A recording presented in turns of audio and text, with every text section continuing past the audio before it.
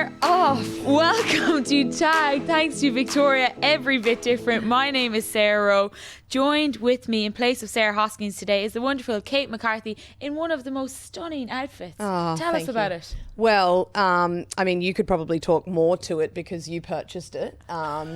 We've done our little, I guess, fashions on the field for Tagged, and we went out and purchased each other's dress. So tell me a little bit about this one. Why did you select it? What about it sort of really took your eye and really just embodied me in it? Well, I just thought firstly, like, obviously pie is always the forefront of my mind. I thought the black and white was crucial, and then I thought the little bit of purple would bring out the colour in your eyes, and I just like the bling bling as well, you know? Yeah. Make a statement. Absolutely. Why not? Dress for the job you want, not the job you have. Yeah, perfect.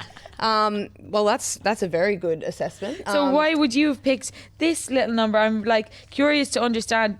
Like, do you like this colour? Or did you want to stitch me up? No, well, I've always had this opinion that I thought you would look good in a paper bag. You're a very stunning girl, Sarah, and you're just, anything that you wear looks good. So I thought, I'm going to get the dress that looks most like a paper bag. And that's what I came up with. Obviously, it's paper bag chic because we've got the nice detailing on the side.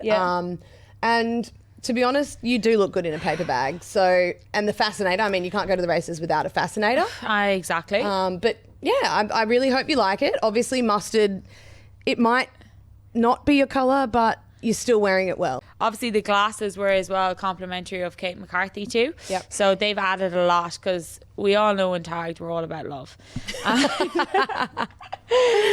But we have to talk about the home and away season that just was, and we're obviously running into the final, so it's an exciting time coming up. There's that kind of feeling of, I suppose, we're finished our season, which is always a change. So Collingwood finished on Saturday, and now we're just into watching the finals. So how do you think you're fixed? Who's your team? What are you thinking? Yeah, well, I mean, it was the home and away season was, I guess if I had one word to describe it, I'd probably use the word whirlwind. It was a whirlwind of a season. It was great. I loved it. It was very busy from time to time in a few of those condensed weeks. But I really loved it.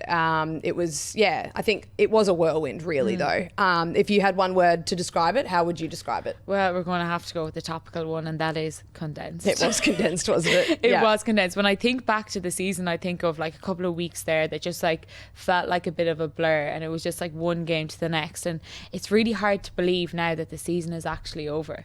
It's like when it starts, because the off season is so long, and then all of a sudden you play 11 games and it's all over. So it's, it felt like a long season, but more so probably a long off season than it did in season. But coming into finals now, it's like the last game of the round 10, it felt like a lot of the games were high scoring. And, you know, the questions that you kind of raise on that is it because some teams had so much to play for and some teams had nothing to play for, essentially. It was kind of a funny round, I felt. But what did you think? Yeah, so of the 9 games, 8 of them had finals ramifications. But within those games, there were a lot of teams that, like yourself, you were playing Melbourne, so you guys knew your season was done. Melbourne had to win and win as big as they could to put their hand up for finals and to be in that 8. And there were a few fixtures like that, so Carlton and Essendon.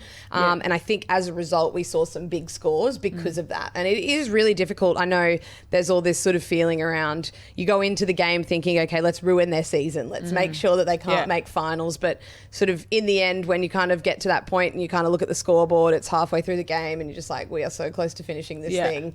Everyone kind of feels that little bit of fatigue, and whilst the other team still has so much to play for, I think that's sort of why we saw a few of the results blow out a little bit. Obviously Essendon, they did their job, they won, they made it through.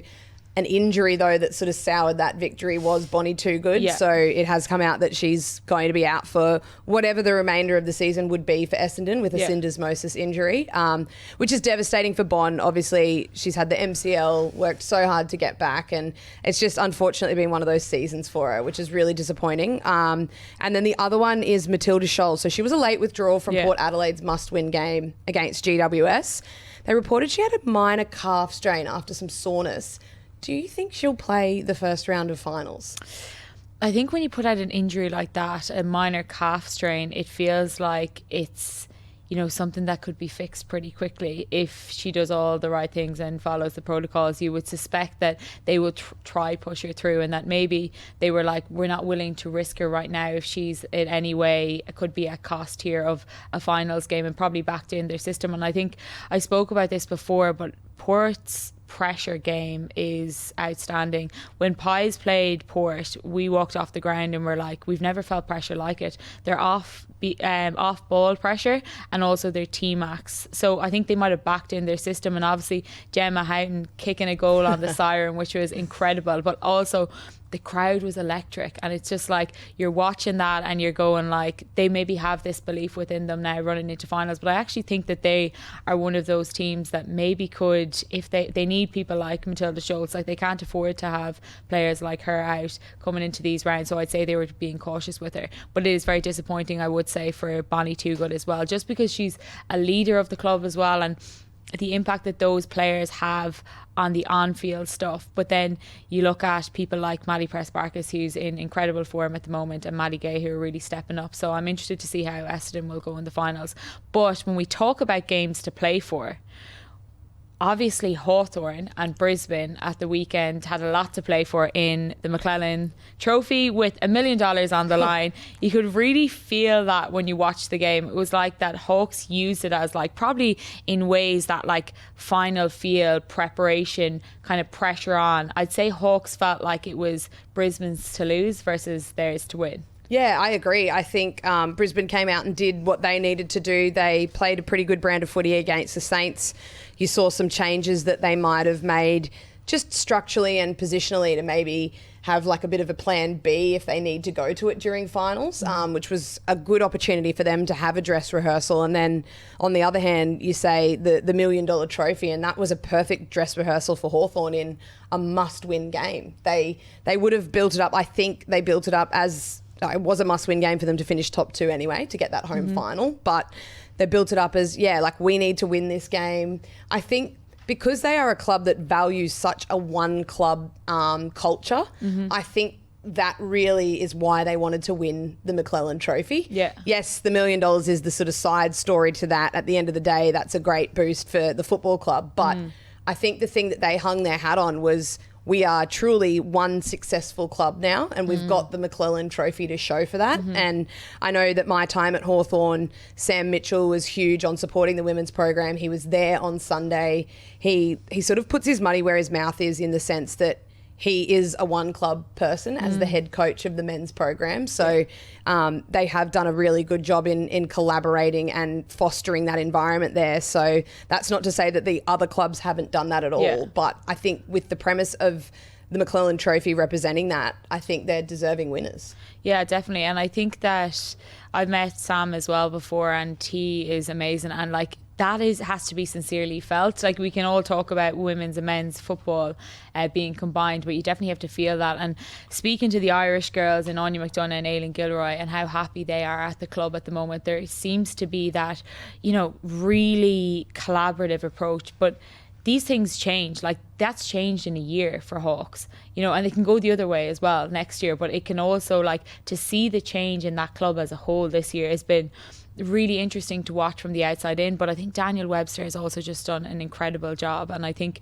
coming into finals, you can feel a sense of belief. And again, you never know if your perception on the outside is right, but that's the feeling, definitely. Yeah, agree. And that's enough about the teams that are still in. Yes, because we're going to keep talking about them till the end of the season, really. Let's have a chat about the 10 teams that won't be featuring in finals. Yep. So was there a team that you thought was surprising that they're not in the top 8, or a team that you sort of suspected would do a little bit better than they did this season? Well, I probably look at Melbourne, and I think they've been in finals for the last couple of years, and they've really been up there. And I think you just always expect them to be in there. But if you actually really look at it and go, over the last few years, they've lost a couple of big players, and they've managed to kind of, I suppose, brush over the cracks since they won the Premiership. But then they lost with Eliza West this year. they lost Maddie Gay, and then they lost one more as well. Casey Sheriff. Yeah. So they lost 3 big players who are essentially the soldiers that got to work, that did a lot of the dirty work for Melbourne. And I feel like they've gone to different clubs now and, you know, are accelerating at Hawthorn or at Essendon in Maddie Gay. And you're just like, you can't help but think that that had a really big impact, and what did they get back in return? So that's probably the question marks I raise around Melbourne. And they also had a lot of injuries throughout the season, and you could sense over the last like rounds 9 and 10 that they were kind of coming team again, but it was just like a little bit too little too late. Yeah, and you feel like with the players that they lost and the injuries that they had, so they lost so much depth and then lost players to injury, that it was just like sort of a double negative on their system, which really did cost them in the end. Yeah, definitely. I think we'll see a lot more from them in the following few seasons if they can keep people on the track. But who's your team that you think that you go, you know, the Nerley team, or the team that you think should be in finals or close to it? I think the one that stands out for me was Geelong. So I think there's a lot of teams that are in that top 8 that are glad Geelong ended up just falling short. They, like Melbourne, found their form late in the season. I think when you look at who didn't play a lot of games for them, Chloe Shear didn't play a single game. She injured her foot, required surgery late in the preseason, and just couldn't quite get back for any games. And she was a key pillar to their forward structure. We saw Ash Maloney and Jackie Parry and how good those two are. Imagine if Chloe Shear was also in that sort of mid-forward line. The other ones, so Georgie Prasparkas and Amy McDonald, they'd only, up until sort of round 9, they'd only played 10 quarters of football together for the season. And those two in the midfield have such a good combination and allow others to play different roles. Amy in herself allows Maddie to play a different role and vice versa. So they were big losses. But I think this sort of a bit of an adverse season has allowed them to find depth that we were talking about with Melbourne. By having to play players in different positions. And now, next year, they'll have sort of plan A, plan B, plan C up their sleeve because of what they had to discover this year. So I know we're still in the 2024 season, but I am super bullish about Geelong in 2025. I think they are going to be a very, very competitive team. They're naturally going to have an easier fixture than they had this year because we know the positions on the ladder determine who they play the year after. I would be really seriously considering Geelong as pretty good favourites or good chances for the 2025 competition. Yeah, definitely. I think I'm with you on that. I always thought that they might get there, and I think they put it up to Adelaide, Brisbane, and actually the only team to really put it up to North. So they were up there with the best of them, and they just didn't get across the line in those important moments. So yeah, I suspect a lot from them in 2025. And then the other teams I suppose that we could talk about is West Coast and Sydney. These teams who were very close to last year, obviously with Sydney being in the finals, and then had probably had a hard draw this year, and then losing Chloe Malloy, and then having a couple of really good performances later on in the season, which, you know, we didn't really expect from them. I suppose it was interesting to watch how Scotty Gowns kind of still managed to do a lot with what he had, and then you look at West Coast and Daisy Pearce and the improvement that West Coast made, but it still wasn't enough to make finals. Yeah, I can't help but feel like that last round was probably a bit disappointing for West Coast and for Daisy. I think you look at the score, it was 74-28 against a Sydney team who are essentially, without Malloy and Morfitt, they're pretty much at the same position with their list as West Coast. You think of Charlie Thomas, Ella Roberts, all of the stars, Bella Lewis there, and you think of Sydney's young guns, Sophia Hurley, Laura Gardner, all of those. I thought that would be a much closer game than it was, given how much hype there has been around West Coast and their improvement. And I think it's showed that in regards to West Coast and Sydney are a lot sort of further ahead in their program with the players that they still have to come back as well than West Coast are. So I think that would put a slight dampener on the West Coast season overall. Obviously, they won more games than they ever have in any season, so still huge strides made in their program. But I think that result was a little bit of a yardstick for them to measure themselves against and not get too far ahead of themselves. Not that I think Daisy ever would, but I think it was a good sort of way for them to realise, okay, we've still got to go to work and do a lot of work in this off-season to continue to develop our program. But stick around, because after this we're going to go into a little bit of a deep dive of two players that you were particularly fond of who unfortunately are retiring, and some of the other retirees that we've seen over the weekend of football. Well, it wouldn't be a home and away season without a couple of retirees. We saw some massive names, Kate, retire from the game at the weekend. Talk to us. I think it sort of caught me by surprise that we're at the end of the season when all of these retirees started to be announced. And it's a sort of bittersweet moment when we lose some of the real foundation players of the competition. We've lost a lot now that have played from day one, from the inaugural season, and one of those was Ree Watt, who was an old teammate of mine at St Kilda, and sort of someone that I think if you come across Ree in football, you automatically are drawn to her. She's such a beautiful person, always lights up the room in whatever environment it might be. I remember some of sort of the hardest sessions that we'd had at St Kilda, and Ree would always have a smile on her face. She'd be the one that carried everyone through.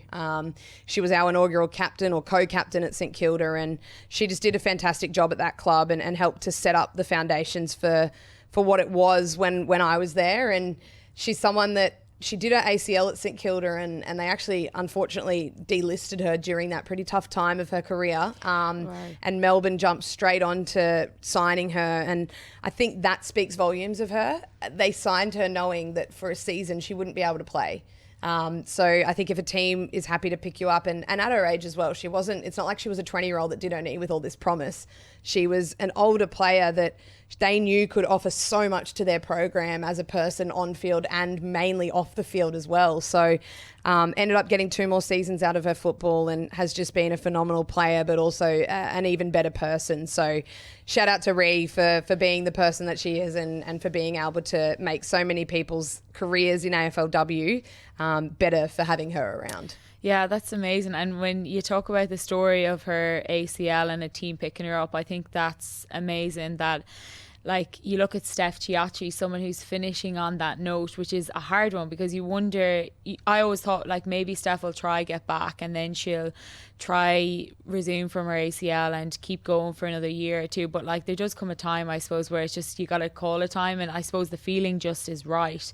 And I think talking to Steph during the week, Steph Chiachi, former captain of Collingwood, you know, an integral part of Collingwood for so many years, and then goes to St Kilda and has a really big impact on the younger players and in terms of her leadership there, and just someone who's going to be really missed from the game. She's just iconic in so many ways, and I think I was just sad to see her hang up her boots, as I also think as an Irish player coming over, Steph was the first person that collected me essentially off the airplane and was like, just really helped me settle in. And I think you just never forget those things that teammates do for you, but you definitely get really nostalgic when they decide to call time on it. And the same goes true for Stacey Livingston, who is and has been such an important part of Collingwood, and just one of those people that I always looked at. I'd start on the wing and I'd just put my hand up and go stack, and like do it every single game religiously, and that like we always have this kind of joke back and forth, but it actually just feels weird to think that I would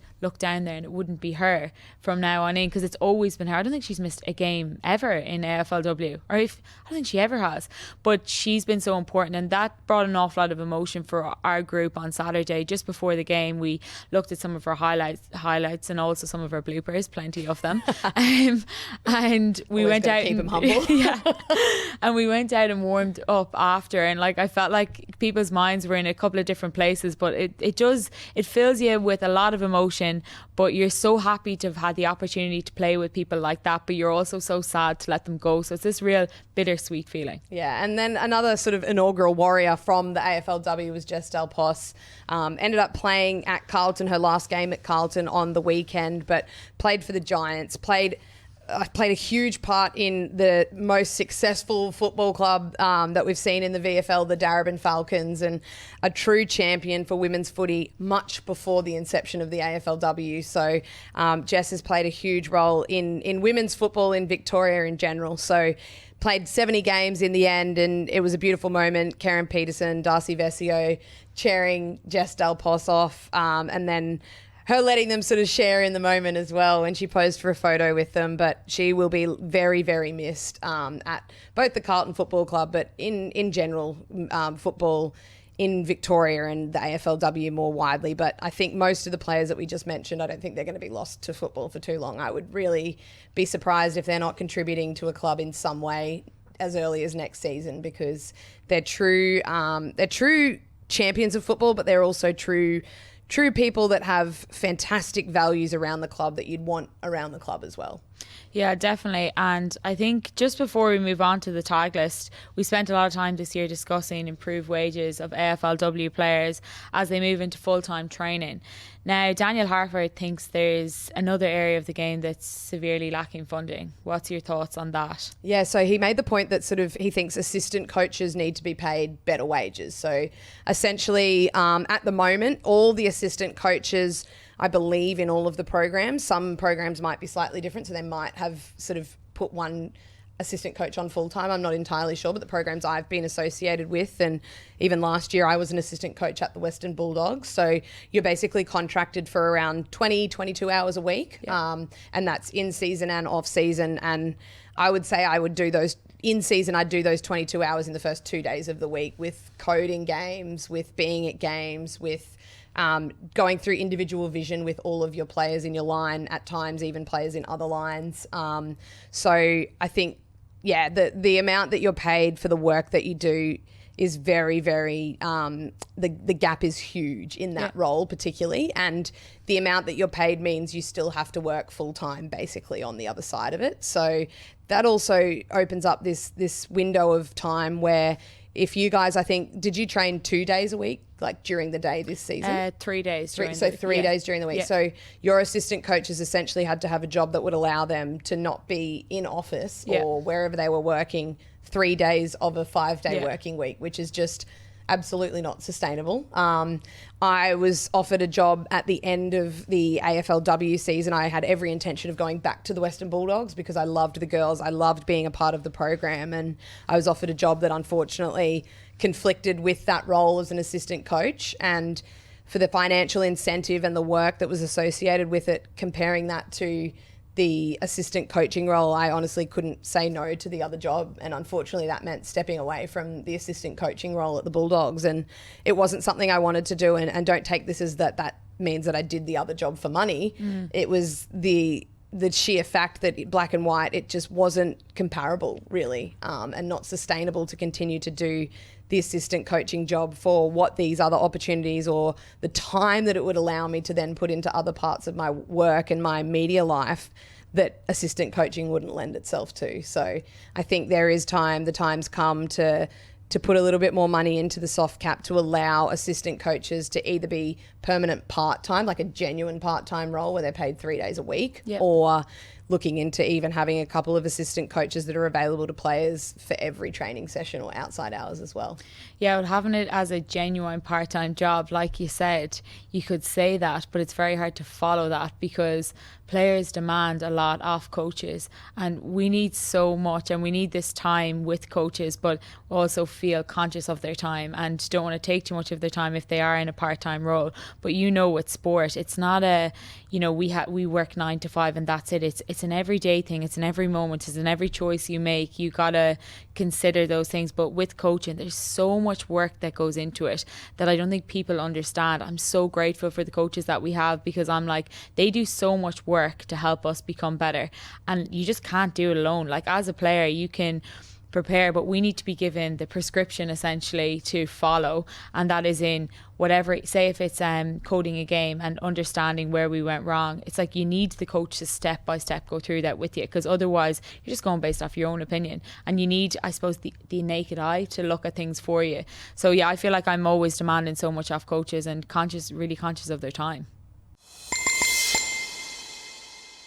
All right, Rowie, this week for our tag list, I'm putting Victoria's High Country on it. So if you don't know much about the High Country, it's a beautiful alpine region in Victoria. It's basically where the thrill seekers go to enjoy a whole heap of, adventurous activities. In the high country of Victoria. It's the thing that I want to check out is the Bright Adventure Company. So they deliver exciting and memorable experiences like rock climbing, abseiling, cliff picnics. I'm a little bit scared of heights, so I don't know if I'd be doing cliff picnics, but whitewater kayaking and more. So if you're sort of looking for a bit of a thrill-seeking holiday, that's one side of the high country that you can explore. But the other side, which I am definitely going to explore, is Harrow House. So it's like a retro motel that they've been able to redo. There's a day spa there. There's a pool that looks just absolutely phenomenal. I can just see myself sitting poolside for a good 5 to 10 hours of the day and just enjoying some drinks and some sun and getting in and out of the pool when it gets a bit hot or cold. So Harrow House, check it out because it is super cute. Caught my eye straight away when I was looking for things to do in and around Bright and the High Country. Well, that's perfect for me in the off season because I am looking for lots to do. So how far are we talking outside of Melbourne? Yeah, so it's about 3.5 hours from Melbourne, depending on where you live. So a little bit of a road trip, but perfect because if you go out there for a few days, you can really make the most of it and do a whole heap of activities while you're there. Yeah, so Kate, I obviously am going to have a lot of time on my hands in the off season and I'm going to take this opportunity to start getting back into reading books. Nice. So I want to sit beside the pool, I want to enjoy the sun, and I've got this book from Pip Drysdale and it's called The Close-Up. So on the tagline at the front it says, sometimes dreams become nightmares.